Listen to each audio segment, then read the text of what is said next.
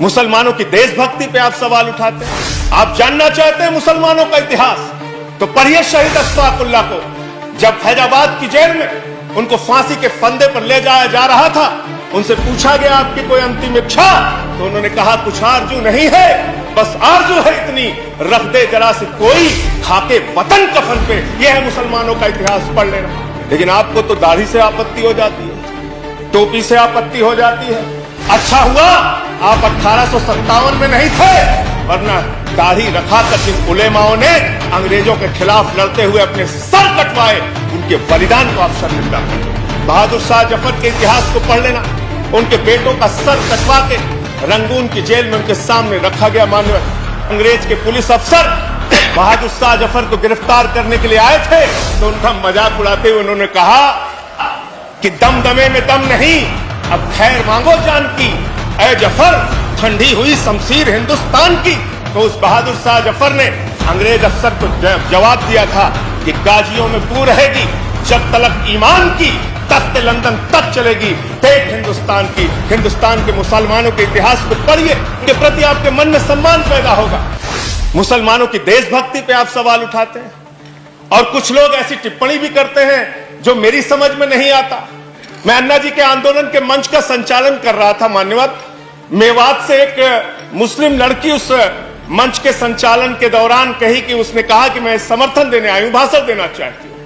भाषण जब उसने समाप्त किया उस मुस्लिम लड़की ने, तो उसने कहा भारत माता की जय, भारत माता की जय, वंदे मातरम। और मैं उस विचारधारा से सहमत नहीं हूं। मेरा इस्लाम इतना कमजोर नहीं कि वो वंदे मातरम कहने से खत्म हो जाए। इस तरह की सोच के लोग हिंदुस्तान में रहते हैं। मैं जिस सुल्तानपुर के छोटे से शहर में काम करता था, वहां मेरे साथ शमशाद भाई काम करते थे। बहुत आपसे ज्यादा तेज भारत माता की जय वो लगा सकते हैं, वंदे मातरम लगा सकते हैं।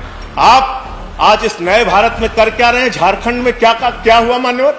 चोरी के आरोप में एक आदमी को पीट पीट के मार दिया गया, इसलिए कि वो मुसलमान था, एक वर्ग विशेष से था। क्या इसकी चिंता इस सदन को नहीं होनी चाहिए? क्या धर्म के नाम पे इस देश के अंदर बंटवारे चलते रहेंगे?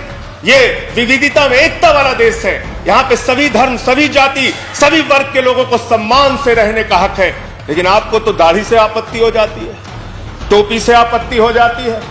अच्छा हुआ आप 1857 में नहीं थे, वरना दाढ़ी रखाकर जिन उलेमाओं ने अंग्रेजों के खिलाफ लड़ते हुए अपने सर कटवाए, उनके बलिदान को आप शर्मिंदा करते, उनके बलिदान को आप शर्मिंदा करते।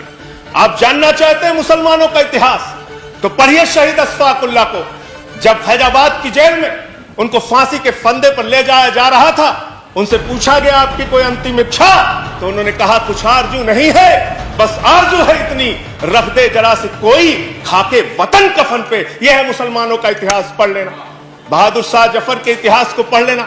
उनके बेटों का सर कटवा के रंगून की जेल में उनके सामने रखा गया। मान्यवर पुलिस के, अंग्रेज के पुलिस अफसर बहादुर शाह जफर को गिरफ्तार करने के लिए आए थे, तो उनका मजाक उड़ाते हुए उन्होंने कहा कि उनका मजाक उड़ाते हुए कहा कि दमदमे में दम नहीं, अब खैर मांगो जान की, ऐ जफर ठंडी हुई शमशीर हिंदुस्तान की।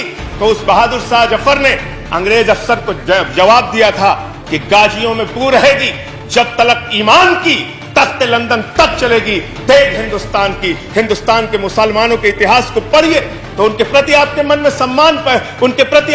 सम्मान पैदा होगा। और ये दाढ़ी और टोपी से और वंदे मातरम लगाने से और अल्लाह अकबर कहने से किसी का धर्म अगर कमजोर हो जाता है, तो माफ कीजिएगा, आपका धर्म, आपके धर्म की व्याख्या बहुत कमजोर है। हिंदू धर्म जिसको हम मानते हैं, वो हिंदू धर्म तो कहता है वसुधैव कुटुंबकम, पूरा विश्व हमारा परिवार है। और आप भारत माता की जय लगाते हैं, आप भी जोर से लगाते हैं भारत माता की जय, हम भी जोर से लगाते हैं भारत माता की जय। लेकिन मुझे बताइए, दुनिया में कौन सी ऐसी माँ है जो अपने बच्चों में भेद करती है? दलित बच्चे को अलग निगाह से देखेगी, मुसलमान बच्चे को अलग निगाह से देखेगी, पिछड़े बच्चे को अलग निगाह से देखेगी, सिख बच्चे को अलग निगाह से देखेगी। अरे माँ तो वो माँ होती है जो अपने कमजोर बच्चों का ज्यादा ख्याल रखती है। भारत माता की जय लगाना है तो दिल से लगाइए। पूरे हिंदुस्तान में रहने वाले 130 करोड़ हिंदुस्तानियों का साथ दीजिए, तब इस देश का विकास होगा। चमन में इख्तलाते रंगे बू से बात बनती है, चमन में एक तलाते रंग बू से बात बनती है, हम ही हम हैं तो क्या हम हैं, तुम ही तुम हो तो क्या तुम हो। इस बदलिए, इस धारणा को बदलिए, इस विचारधारा को बदलिए।